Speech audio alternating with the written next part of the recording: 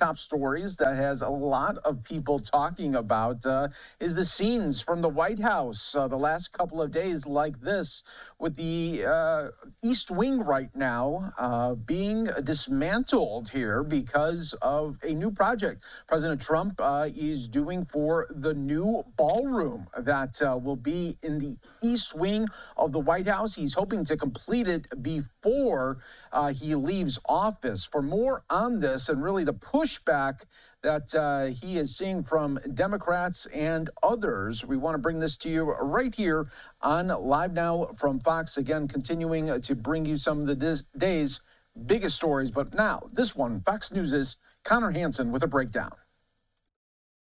Heavy machinery demolishing part of the White House's East Wing on Monday. It's the start of construction of a massive new ballroom that will host hundreds of guests at major events and state dinners. You probably hear the beautiful sound of construction to the back.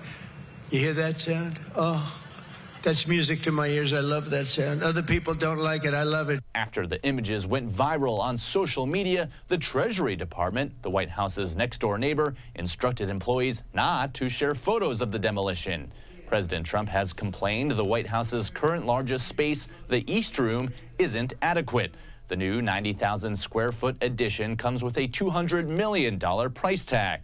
The president says he and a group of high-profile donors will pay for it. But not everyone is thrilled with the project. There's no greater metaphor right now than what's happening right now in this country than watching Donald Trump take a wrecking ball to the White House. It's undergoing a thorough job of facelifting. The White House has had several major renovations over the years. Under President Truman, the entire interior of the building was gutted and expanded. Only the exterior walls were preserved.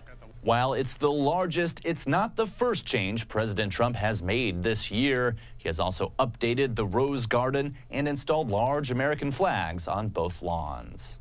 In New York, Connor Hansen, Fox News. Thank you, Connor, for that. And now I want to play out just a little bit of President Trump earlier today discussing the plans there for the East Wing. Well, certain areas are being, certain areas are being left. We determined that after really a tremendous amount of study with some of the best architects in the world, we determined that really knocking it down, trying to use a little section. You know, the East Wing was not much. There was not much left from the original. It was over the course of 100 years, it was changed. The columns were removed, and it was a much different building. Then a story was added on in 1948, 1949. There was a story added on, which was not particularly nice. And the building was very, very much changed from what it was originally. It was never thought of as being much. It was a very small building. And rather than allowing that to hurt a very expensive, beautiful building that, frankly, they've been after for years. You have that. I brought these along so people could see, but it's, you know, there's a relative, nobody's actually seen anything quite like it. I think it'll be one of the great ballrooms anywhere in the world. It's about $300 million. It's set to do many, many things, including meetings of foreign leaders, including the honoring of foreign leaders. You can see this. This is a plan. If it's got tables so that you honor a foreign leader.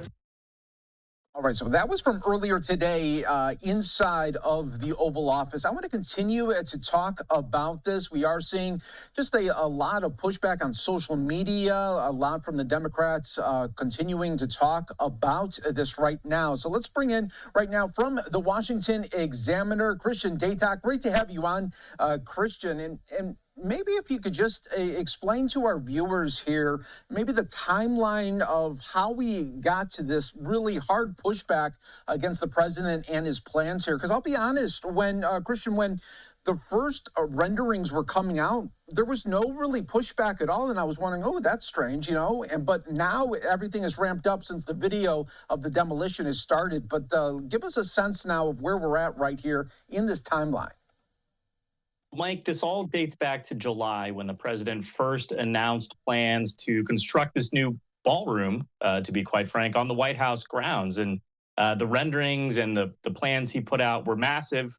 We know that it, rivaled really the entirety of the White House when it comes to the size and footprint. But the president had been adamant that he would not, take down any of the existing facade or touch the bones of the existing buildings, whether it's the White House residence or the West Wing or the East Wing, when it came to actually breaking ground and starting construction. But on Monday, we saw those backhoes ripping down the face of the East Wing. And originally, the White House had told us that, look, this came up throughout the planning process. And essentially, they're saying this is a more cost-effective way to, put this building in a place where it's, sustainable and secure, because that obviously will be a concern of all the events that are hosted there. But then you fast forward to Wednesday, and we got the news confirmed from White House officials that the entire East Wing is coming down. So it's these series of sort of stalled or delayed admissions from the White House about how big of a project this will be and just how much it would change the existing footprint of the White House grounds that I think has Democrats and critics of President Trump in a tizzy this week. Yeah, it really, really has here. And do you think the outrage is fair, or is it just because it's President Trump who's the president and a lot of people just don't like anything really he does, even when it's not going to have any taxpayer interest right here? I do think this is a recipe for disaster when it comes to animating the president's critics. But look, let's be honest, he's within his legal rights as commander-in-chief to update the White House proper. And now speaking to some aides on background, because of course they're not allowed to talk about this publicly on the record, they are saying that, the surveying and just the planning process from those renderings we saw earlier this summer to where we are this week, they recognized a couple of potential vulnerabilities in the security if they went forward with that original proposed plan. That being said, you have to think just the way where these announcements were slow rolled. We saw demolition before it was actually announced and confirmed from the White House. That is animating a lot of this pushback. But again, I don't really think that this is an issue where Democrats can push the president off his position at all, so to speak, because quite frankly, again, he's within his legal rights to do this. And, it's so interesting, too, when we see just the really history of the White House. And there's just been, so many changes throughout the years. And I think a lot of people right now are making it seem like the White House hasn't been touched in years and years and years. And by doing so would be totally out of bounds. That is part of the spin. But I do think there is some real righteous anger at this, not necessarily because the president isn't allowed to update the White House itself, but the potential for lost history that we'll have with the demolition of the East Room. Now, of course, traditionally, the First Lady's staff and the First Lady herself works out of that portion of the White House, but it's also a place where, guests, be they foreign dignitaries or, again, just normal Americans who get the pleasure and the opportunity to visit the White House, they, are entertained there. The White House daily tours, when they're operational, take you through the East Wing and take you back through the history of different presidential administrations through the ages. So the loss of that history is certainly driving some of this animus. But again, I don't think that this is necessarily an issue that Democrats should choose to fight and die on. And Christian, what about the rising cost here? First, when it was first floated, it was going to be $100 million. Now it was going to be 200. Now it seems like that number could be as high as 300 million. They say that all the donations are private here, but are they still collecting money and raising money here for this project? They are, and we don't have a firm, head count of individuals or private corporations that have contributed to this ballroom fund. But the president held a fundraiser at the White House just last week where some donors and some prospective donors potentially, were entertained, and they were shown the new renovations to the White House Rose Garden. And the president basically made his pitch and said, look, if you help us build this thing, your names will be up on the wall and you'll be forever enshrined in this little bit of America. So it's certainly a tantalizing pitch.